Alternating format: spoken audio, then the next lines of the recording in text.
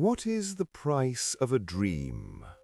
Or, more accurately, what is the price of a nightmare dressed in silk? Tonight, we step away from the solid gold of the Medici and the cold, indifferent code of the digital age. We travel instead to the 17th century, to the winter of 1637 in the prosperous Dutch Republic at the height of its golden age, where a single tulip bulb sold for more than 10 times the annual income of a skilled craftsman, more than the price of a grand canal house in Amsterdam, more than most would earn in a lifetime of labor. And within weeks, that same bulb was worth less than an onion. The collapse was so sudden, so total, so incomprehensible to those who lived through it, that it has echoed through economic history for nearly 4 centuries. The archetype of speculative mania, of irrational exuberance, of what later generations would call the madness of crowds. But the true story is more complex and far more unsettling. This was not merely a tale of flowers. It was the first fully documented moment when humanity discovered something dangerous, that a tangible object can be transformed into an abstract financial instrument, that price can drift free from value, and that in markets driven by speculation rather than use, there may be no natural ceiling to illusion. In the smoke-filled taverns of Old Holland, traders exchanged not petals, but promises, futures contracts, options, claims upon bulbs that had not yet broken the soil. Secondary markets bloomed where paper wealth multiplied, detached entirely from the earth that nourished the flower itself. Here, in embryonic form, were the very mechanisms that would later drive the South Sea bubble, the crash of 1929, the dot-com frenzy, the housing crisis, and even the digital manias of our own age. Tulip fever was not an anomaly. It was a blueprint. Before we descend fully into that winter, I invite you to join our circle. If these journeys through the shadows of financial history bring you a measure of calm, let me know below. Tell me, what is one thing you once valued deeply, only to discover its worth was a ghost? Your reflections are the ink in our library's ledger. Now, breathe. Settle into the darkness, and let us witness the moment humanity learned that wealth can be a shared dream, and that dreams, when overvalued, have the habit of becoming nightmares. Why does a flower from 1637 matter to us in 2025? Why revisit a market long turned to dust? Because Tulip Mania is not a relic, it is a mirror. Across nearly 4 centuries, markets have repeatedly detached from the soil of economic reality and drifted into thinner air, into realms where price is no longer anchored to usefulness or productivity, but to expectation, to momentum, to the quiet, contagious hope that someone else will pay more tomorrow. Time and again we see the same ritual. An asset rises for sensible reasons: scarcity, innovation, genuine demand. The rising price draws attention. Attention draws buyers. Buyers drive the price higher still. A self-reinforcing spiral begins, elegant and intoxicating. Financial innovations appear: leverage, derivatives, futures, allowing participants to control vast positions with borrowed capital rather than owning the thing itself. The trading of claims becomes more important than the asset those claims represent. Value detaches from utility. Skeptics are dismissed as less imaginative, as relics of an older world who simply do not understand. And eventually, inevitably, prices reach heights so abstract that they can no longer be sustained by belief alone. A single tremor, a single shift in sentiment, selling begins, leverage amplifies the fall, liquidations cascade. What ascended slowly collapses with astonishing speed. The pattern is so consistent that it feels almost scripted, and yet in every generation those within the bubble whisper the same reassurance: this time is different. Consider our present landscape. Unprecedented monetary expansion has flooded markets with liquidity seeking return. Years of near-zero interest rates made caution feel irrational and speculation feel necessary. Technology has democratized access to markets, placing powerful trading platforms in the hands of millions, often with little education about risk. Social media accelerates information cascades, where rising prices themselves become proof of validity, and narratives bloom overnight to justify valuations untethered from cash flow or utility. Perhaps most powerful of all is memory, or rather, selective memory. An entire generation has largely known rising asset prices. They have learned, through experience, that buying what appreciates leads to wealth. The distinction between productive investment and speculative momentum blurs. The lesson internalized is simple: assets go up until they do not. Understanding Tulip Mania is not about mocking the past. It is about recognizing a structural possibility within any market where assets can be purchased not for use but for resale, where leverage magnifies both triumph and ruin, and where information asymmetry ensures that some will exit early while others hold the ashes.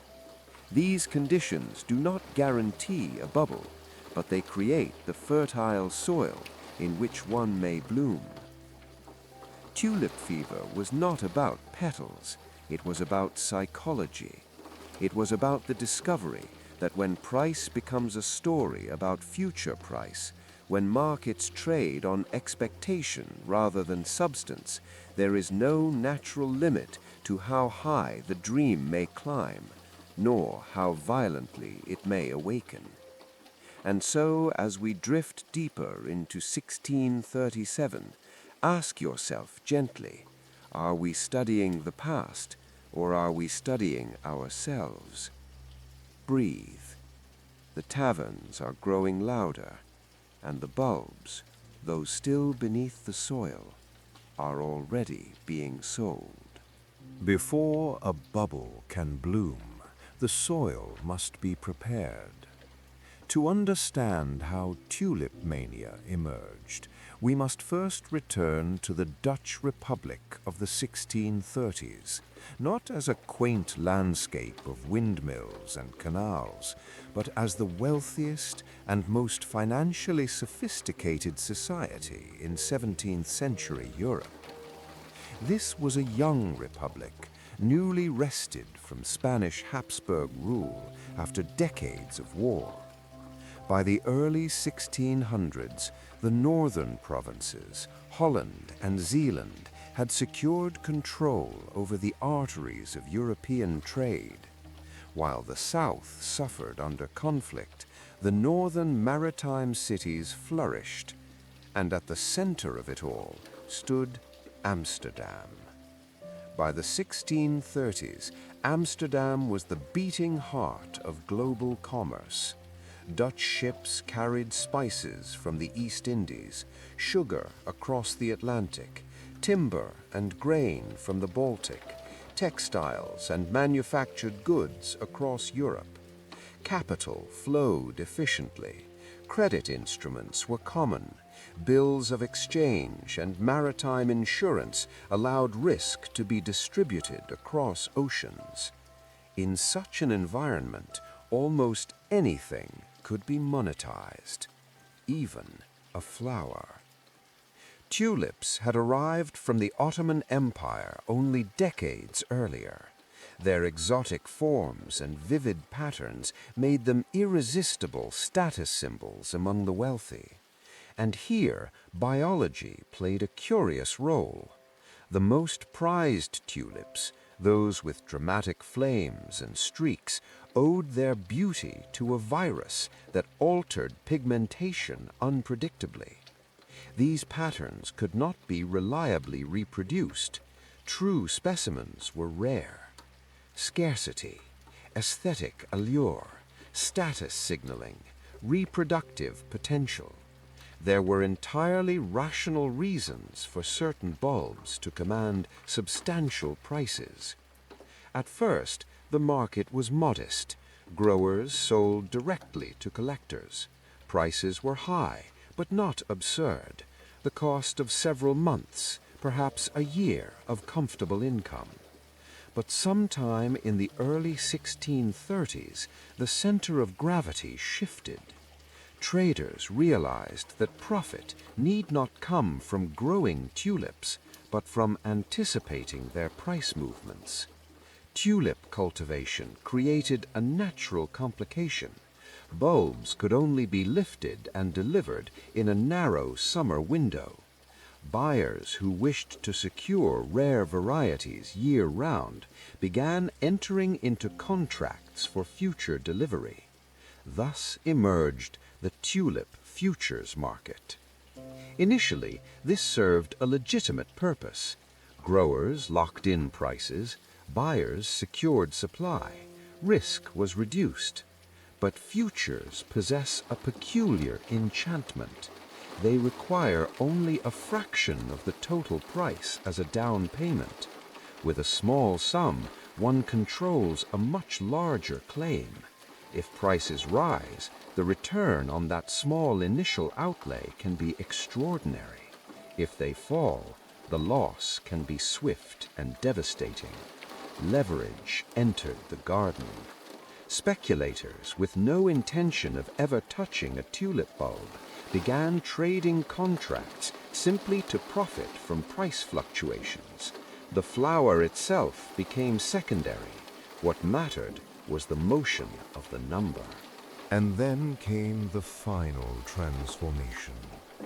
In taverns across Holland, informal trading sessions emerged, what historians later called the college trade. Here, men gathered not to exchange actual bulbs, nor even formal contracts, but promises, options, side agreements, claims upon claims.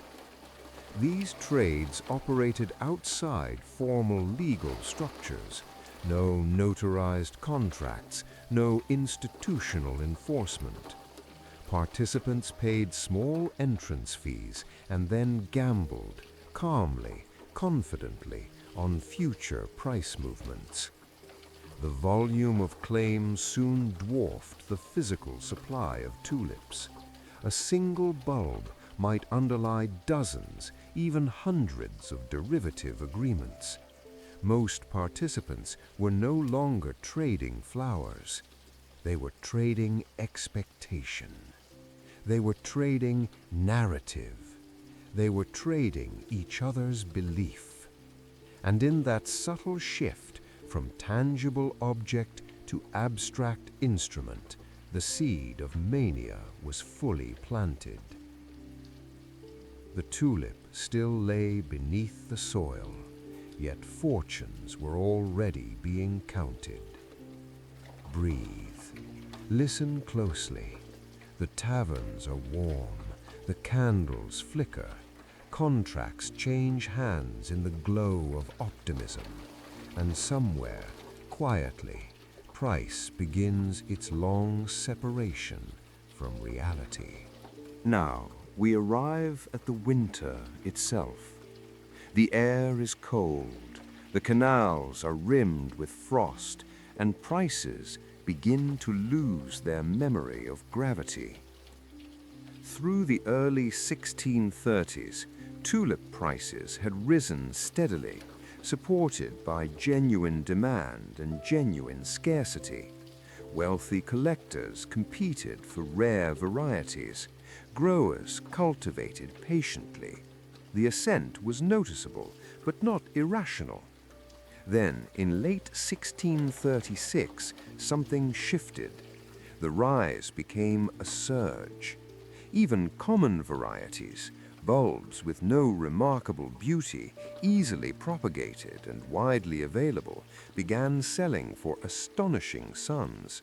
A Switzer bulb that traded for 60 guilders in January of 1637 fetched more than 200 only weeks later. The rarest specimens reached heights that seemed almost mythic.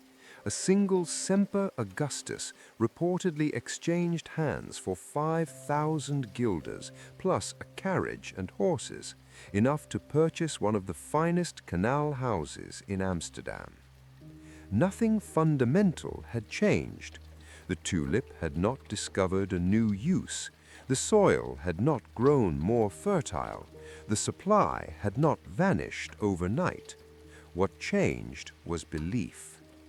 As prices rose, stories began to circulate. Stories of ordinary men transformed by timing into minor princes of fortune.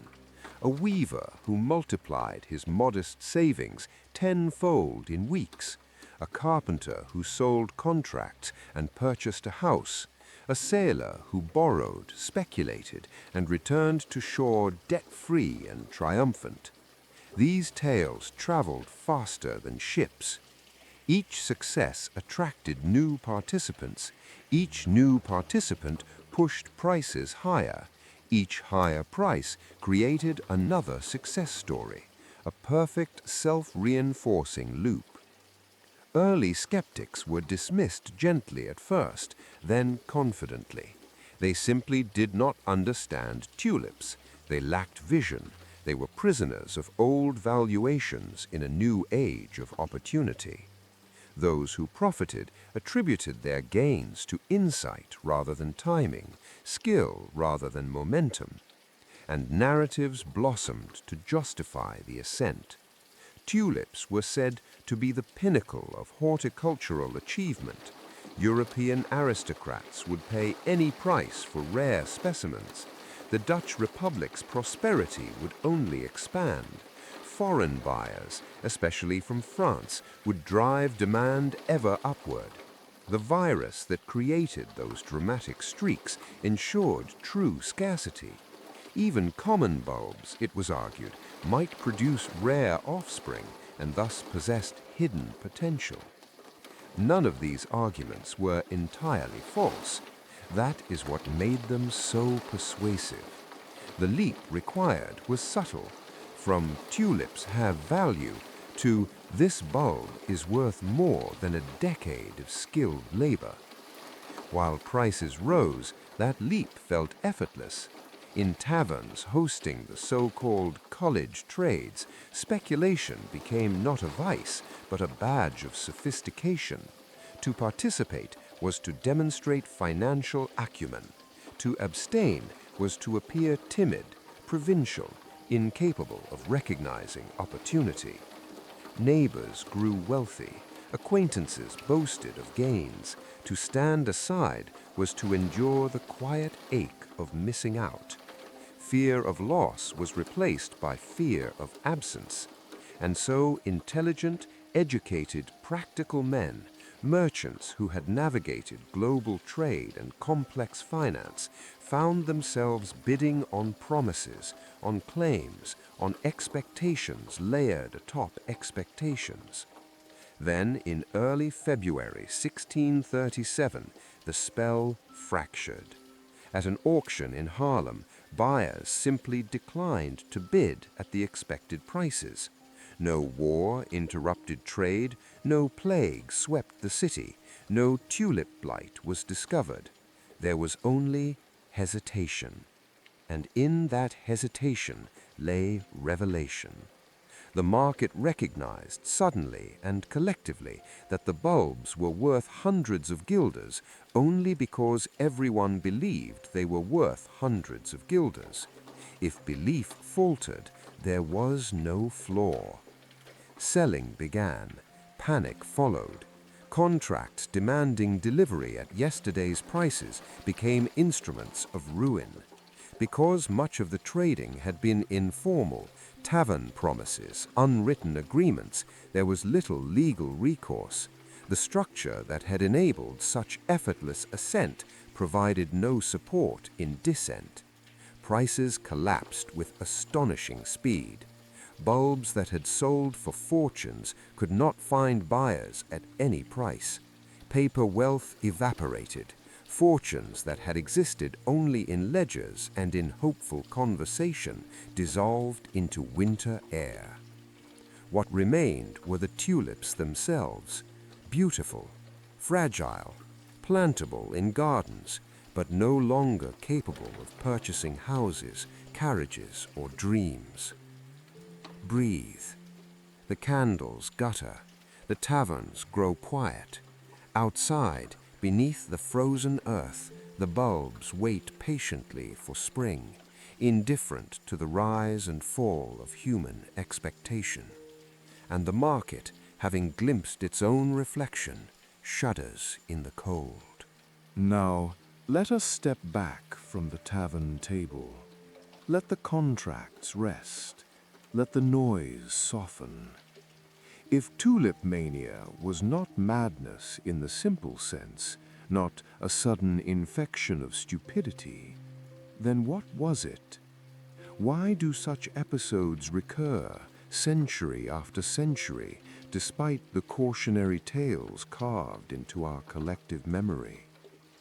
To answer that, we must examine the machinery beneath the spectacle, the gears, the quiet mechanisms that transform rational markets into speculative frenzies. At the foundation lies a deceptively simple principle, what later economists would call the greater fool theory. The logic is elegant. I may recognize that an asset's price exceeds its practical usefulness. I may even suspect it is overvalued. Yet if I believe someone else will purchase it from me tomorrow, it becomes rational, in isolation, for me to buy today. I do not need the tulip to justify its price. I need only confidence in the next buyer. Each participant, acting rationally within their expectations about others, contributes to an outcome that is collectively irrational. Price drifts free from value. The market becomes not a reflection of utility, but a reflection of belief about belief. It is a hall of mirrors. And as long as each trader can locate someone they imagine slightly more optimistic than themselves, the ascent continues. But there is an unspoken limitation. There is no infinite chain of greater fools. At some point, the sequence ends, and when it does, price discovers gravity with astonishing force. Yet belief alone does not produce such vertiginous heights. For that, we require leverage. Leverage allows a person to control a position far larger than their own capital would ordinarily permit. In the tulip markets, futures contracts and informal option-like agreements required only modest deposits. With a small sum, one could command exposure to a bulb worth many times more. Its effect was intoxicating. A modest investment could yield extraordinary percentage returns if prices rose. Stories of such returns spread rapidly. But leverage is symmetrical. It magnifies loss as efficiently as gain. More importantly, leverage creates fragility. When prices decline even modestly, those who borrowed must post additional collateral or liquidate positions. Forced selling drives prices down further. That decline triggers more margin calls. A cascade begins. What rose gradually can fall violently. In our modern age, margin accounts, derivatives, structured products, though wrapped in technical language, operate on the same principle. They democratize participation in speculative ascent. They also democratize exposure to collapse. Leverage is the wind beneath the bubble's wings. It is also the weight that ensures a hard landing. Now consider uncertainty. In a world where the true value of an asset is ambiguous, how do individuals decide what it is worth? Often, we look to others. If many people are buying, that must signal value. If prices are rising, perhaps others have information we do not. Their actions become data. This is rational, and yet it is perilous. When individuals follow the crowd not because of independent conviction, but because they interpret the crowd's behavior as evidence, we enter what scholars call an information cascade. No one may have performed fundamental analysis. Everyone assumes someone else has. In the tulip market, buyers did not calculate supply curves or long-term demand projections. They observed neighbors paying extraordinary prices and inferred legitimacy. Surely, they reasoned, these merchants are informed. Surely this is justified. The herd becomes both the source and the consumer of its own signal. Price ceases to be a measurement. It becomes an echo. But numbers alone do not sustain bubbles. Stories do. Human beings are narrative creatures. We do not experience the world primarily through spreadsheets, but through meaning. When prices rise, explanations emerge. Not necessarily false, but selectively amplified. In 1637, the story was that tulips were the apex of horticultural achievement, that European aristocrats would compete endlessly for rare specimens, that the Dutch Republic's prosperity would only expand, that foreign demand would escalate, that biological scarcity justified premium valuations. All of this contained elements of truth. Yet narrative performs a subtle transformation. It shifts from explaining present prices to justifying future escalation. It requires extrapolation, not just that tulips are valuable, but that they must become ever more valuable. A rising line is projected indefinitely into tomorrow. And because the story is plausible, because it contains truth, it feels solid. Skeptics are cast not as prudent, but as unimaginative. They do not understand the paradigm shift. Every era invents its own language for this dismissal, but the structure remains. In theory, markets contain a corrective force. If an asset is overpriced, investors can bet against it, short selling, thereby driving prices downward toward fundamental value. In practice, this mechanism is fragile. Short selling is costly. It is risky. Losses can be unlimited if prices continue rising. And perhaps most famously, markets can remain irrational longer than a skeptic can remain solvent. In the tulip trade, effective shorting was nearly impossible. One could abstain, one could refuse to participate, but one could not easily construct a structured bet against the mania itself.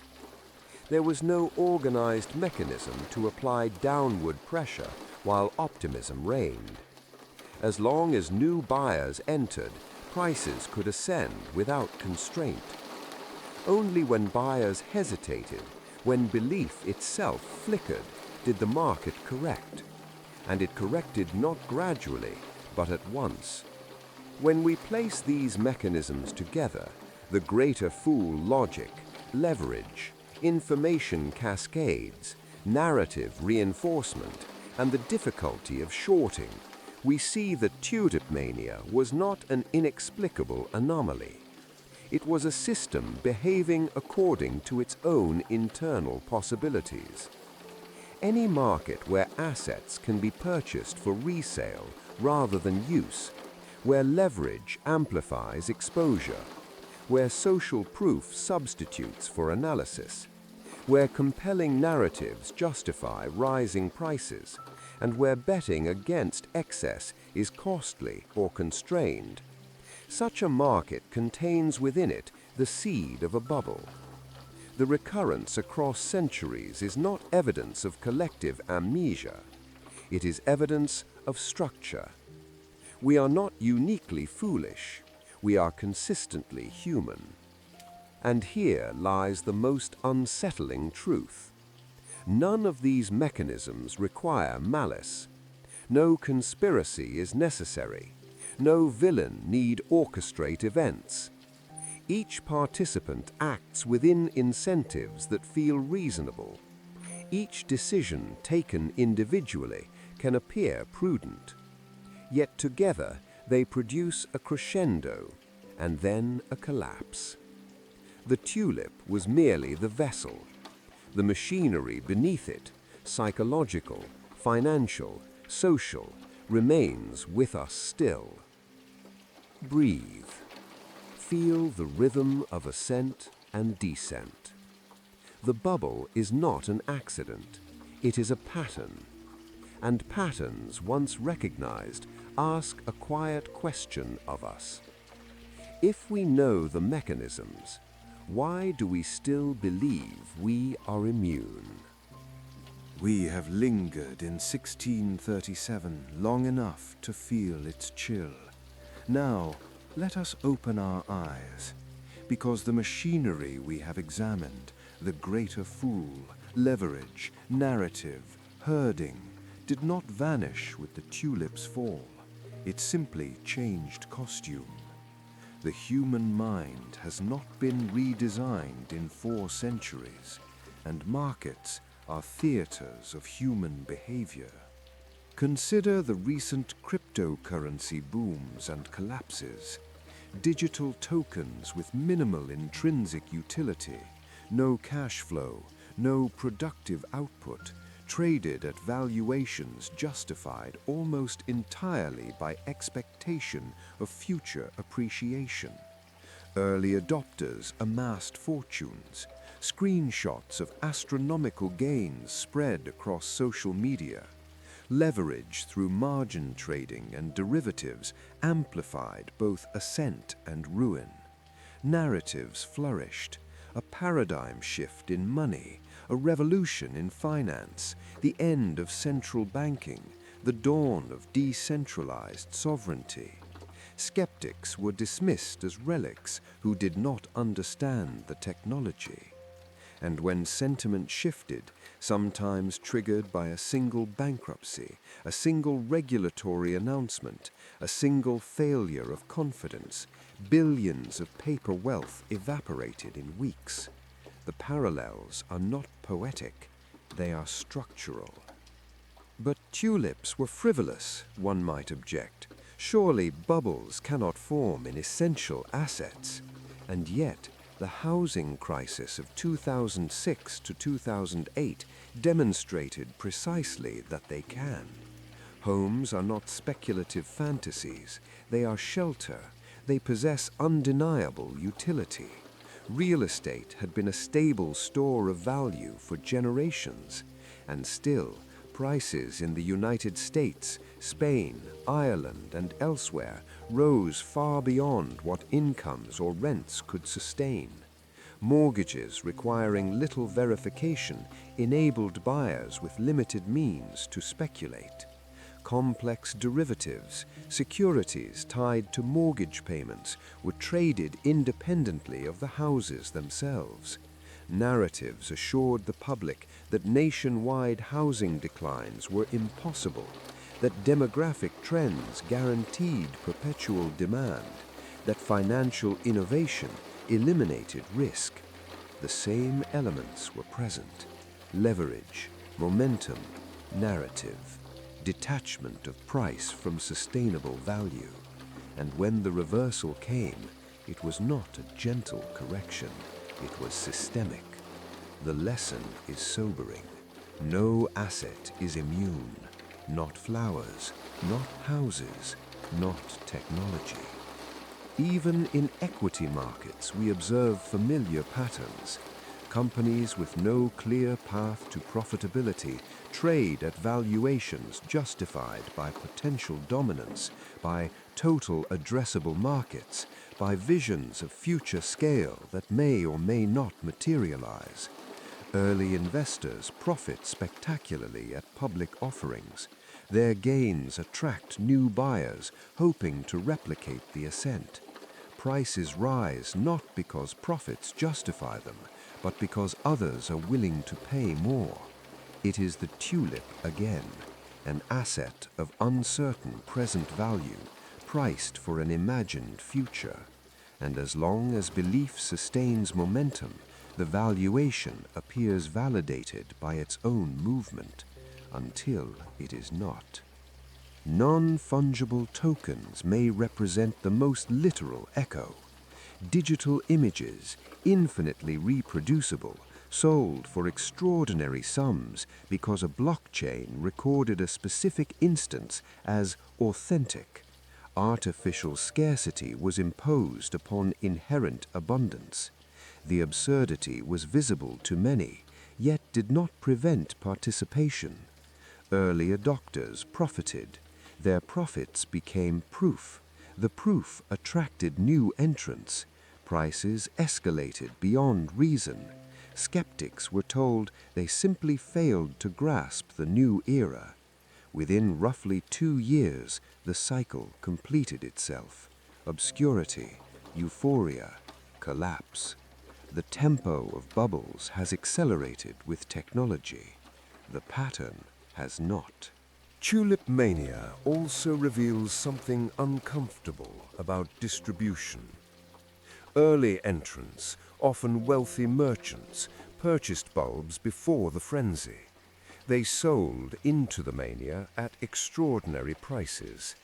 Intermediaries collected fees regardless of outcome. Growers who possessed physical bulbs could exit at inflated valuations. The ultimate losses fell disproportionately on late entrants, craftsmen, laborers, small traders who bought near the peak, often with borrowed money. This pattern repeats with almost clinical consistency. Early participants with capital and information profit. Later participants with less resilience absorb losses. The bubble functions as a mechanism of wealth transfer, upward, disguised as opportunity for all. It promises democratized access. It often delivers concentrated gain. Intermediaries occupy a curious position in all of this. In 1637, tavern keepers hosted trading sessions, notaries recorded agreements, brokers matched buyers and sellers. Their compensation depended on volume.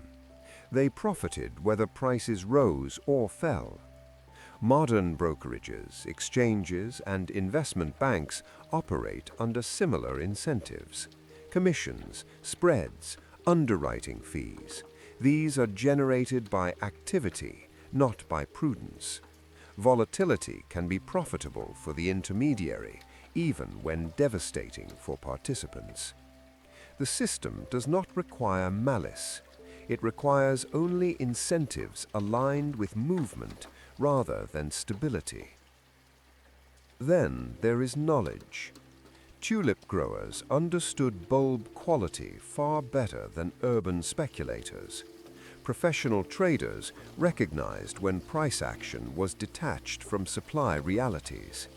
Those with superior information could exit early or sell inferior bulbs at inflated prices. Today, institutional investors possess access to data, liquidity, and influence that retail participants lack. Insiders understand company fundamentals in ways outsiders cannot. Structural advantages persist. In every bubble, those closest to the machinery tend to fare better than those drawn in by its glow. Interestingly, the Dutch authorities did not rescue tulip speculators. Contracts were often deemed unenforceable after the collapse. Losses were largely borne by participants. There was no centralized bailout. The absence of regulation enabled the bubble. It also limited systemic contagion. In modern markets, the situation is more complex. Leverage is facilitated, risk is amplified, and when collapse threatens broader stability, interventions sometimes socialize losses through bailouts, deposit insurance, central bank liquidity. This creates a moral hazard. Gains can be privatized, losses can be partially distributed.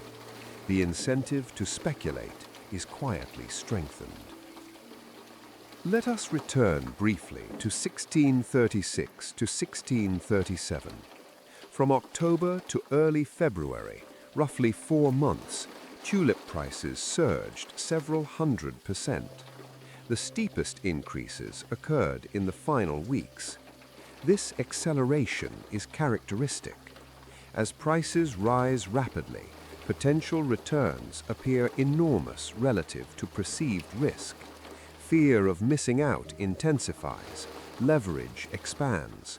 New participants enter with diminishing understanding of fundamentals and increasing faith in momentum itself. The final ascent feels unstoppable. It is, paradoxically, the most dangerous moment, because acceleration signals fragility. Early in the Tulip Mania, participants were wealthy merchants with surplus capital. They could absorb losses.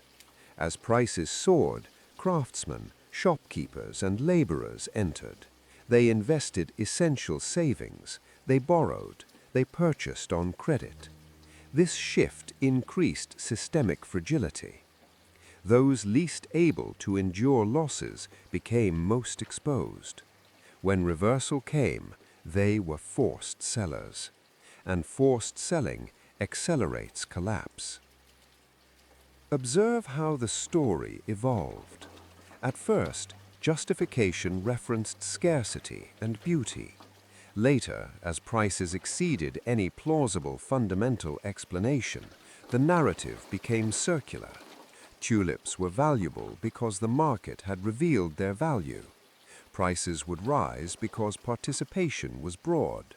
Foreign demand would expand indefinitely. Finally, came the declaration heard in every bubble. This time is different. Traditional metrics do not apply. The old rules are obsolete. The circularity vanished from view. Belief fed upon itself. In the final weeks, most trading no longer involved physical bulbs. It involved layered claims, futures upon futures, obligations intertwined. Participants held multiple contracts for multiple bulbs at varying prices with staggered delivery dates. On paper, fortunes appeared immense.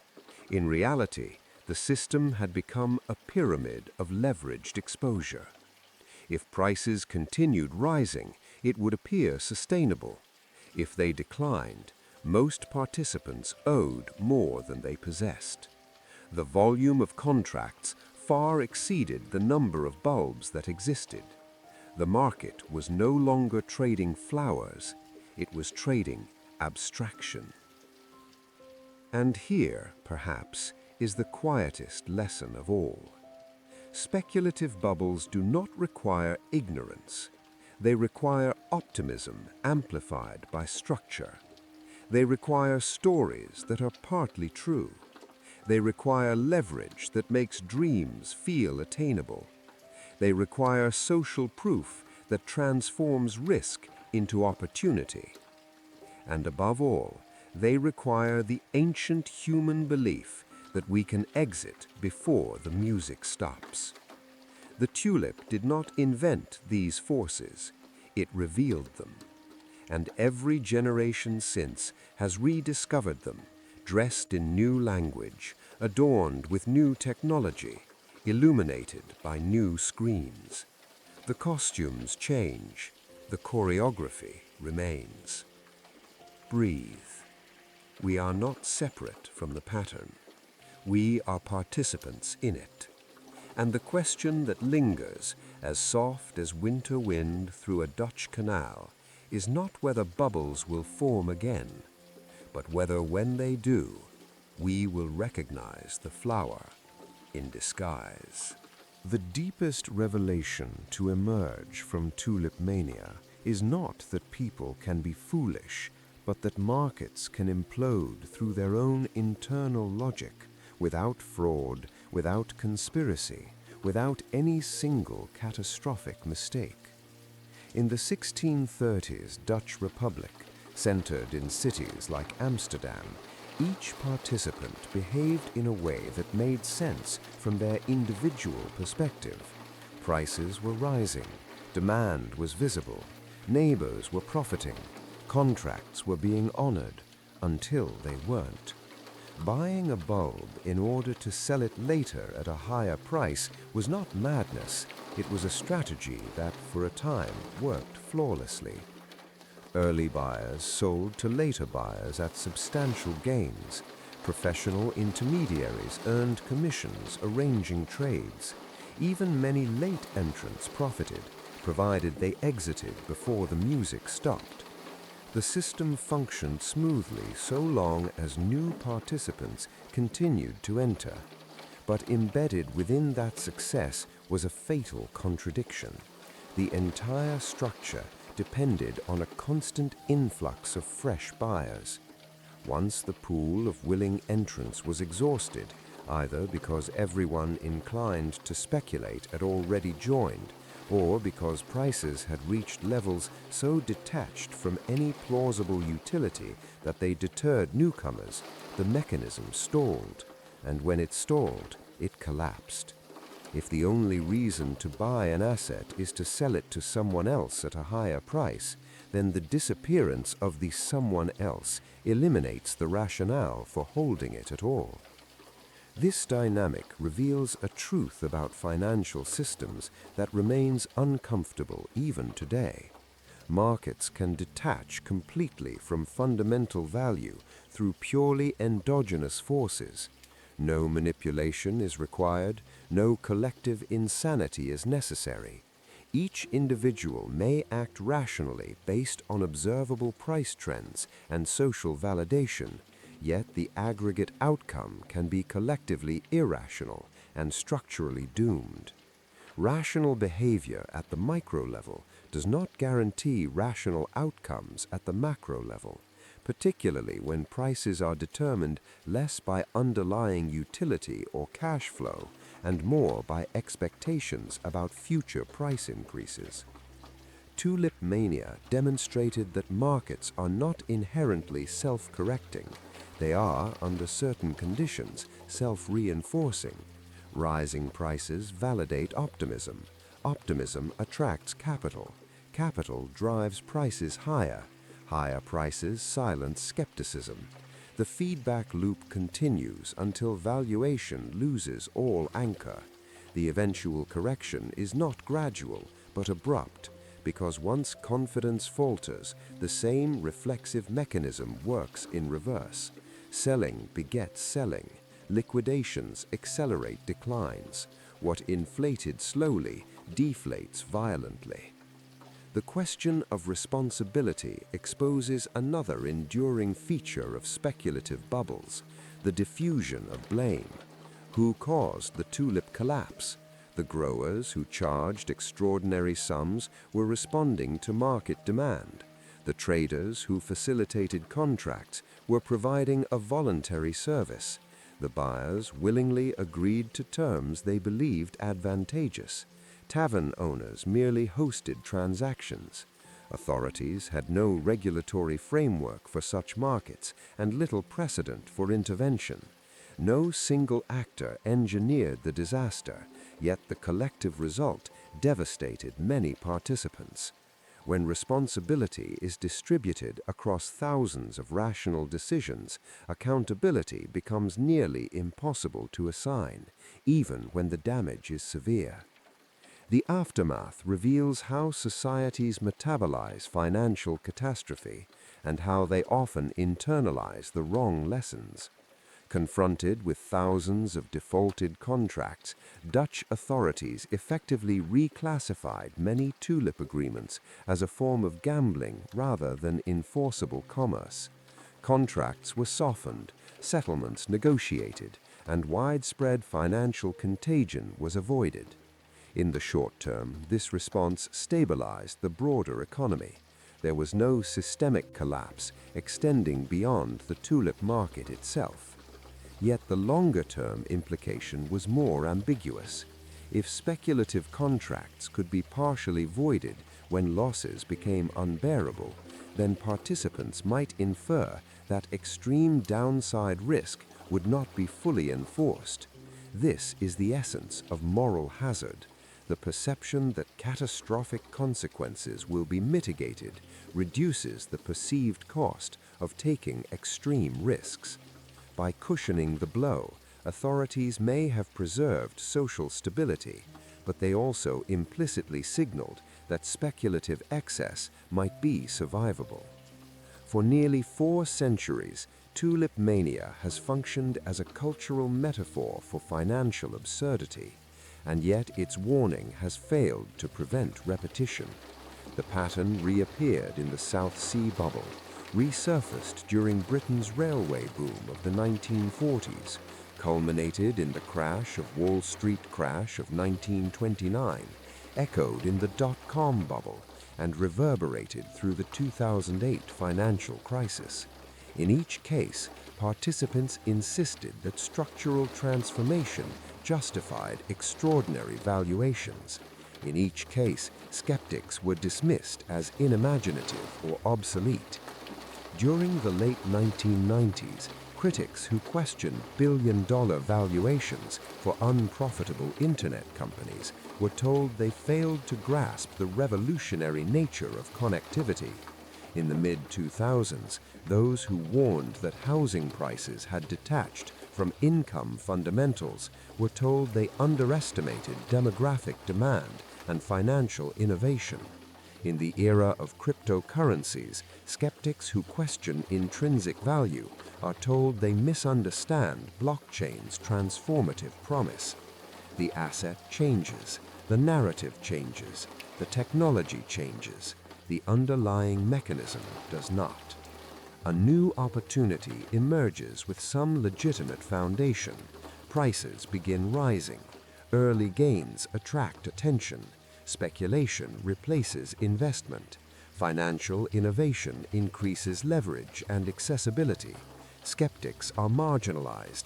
Valuations detach from fundamentals. A trigger, often minor, shifts sentiment. Liquidity evaporates. Prices cascade downward. Losses concentrate among the late and the leveraged. The cycle resets.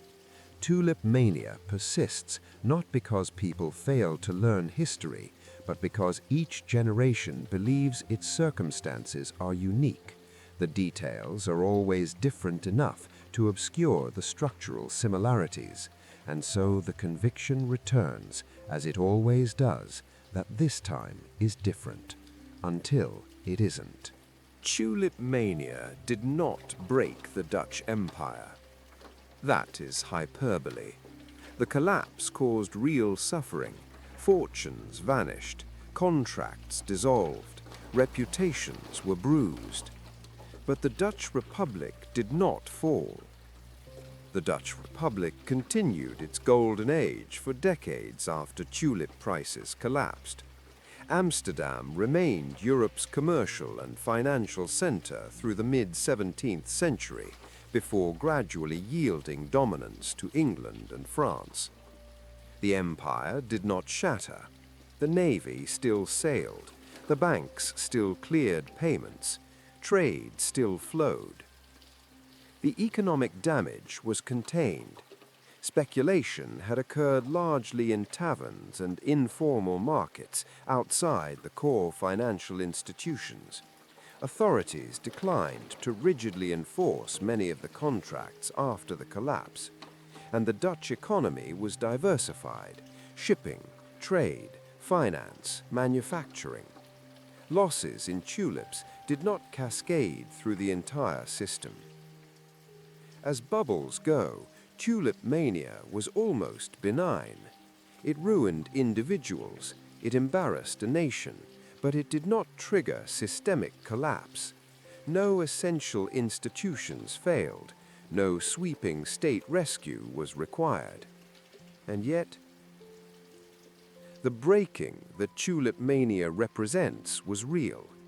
It broke something less visible, something more fundamental. It broke the illusion that markets automatically produce rational prices. It broke the comforting assumption that collective wisdom emerges naturally from aggregated individual decisions. It broke the belief that speculation must, somehow, be anchored in hidden rationality, even if outsiders fail to perceive it. Before Tulip Mania, one could plausibly maintain faith that market prices reflected genuine assessments of value by informed participants. After Tulip Mania, that faith required something closer to denial. Because markets had demonstrated, publicly, spectacularly, that they could generate prices absurdly disconnected from underlying worth. Prices sustained by momentum, by narrative, by social contagion, and destined to collapse. The breaking was epistemological. How do we know what anything is worth if markets can be so wrong? If common bulbs can trade for more than skilled craftsmen earn in years, if sophisticated merchants can persuade themselves such prices are justified, if supply and demand can produce outcomes so visibly distorted, then what confidence can we place in any price? Financial theory eventually responded with a qualified reassurance. Markets are generally efficient at incorporating available information into prices. Generally. But generally efficient contains exceptions large enough to drive tulip bulbs through. Markets function reasonably well for assets with clear cash flows and established valuation methods. They become less reliable when value depends on subjective judgments or distant futures. And they can fail catastrophically when value depends primarily on expectations about future prices, rather than on utility, productivity, or income. The problem is not identifying bubbles in hindsight. It is distinguishing in real time between genuine value discovery and speculative mania. Participants in every bubble believe they are experiencing the former. By the time it becomes clear they were experiencing the latter, the losses have already been realized. The tulip that supposedly broke an empire was never really about tulips. It was about the discovery that human beings can collectively convince themselves that worthless things are valuable, that social proof can overwhelm skepticism, that momentum can override judgment, that markets are not sterile mathematical machines computing optimal prices, but social arenas where psychology, narrative, and power shape outcomes as much as supply and demand curves. The flower was merely the vehicle.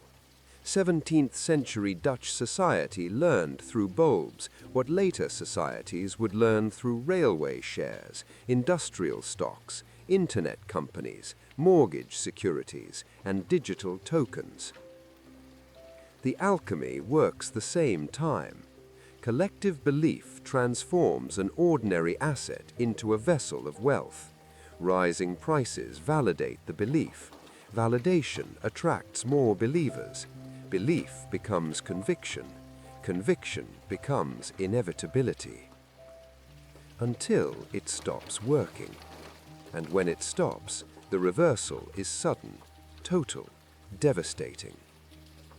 4 centuries later, we continue learning and forgetting and relearning the same lesson, which suggests that Tulip Mania did not break an empire.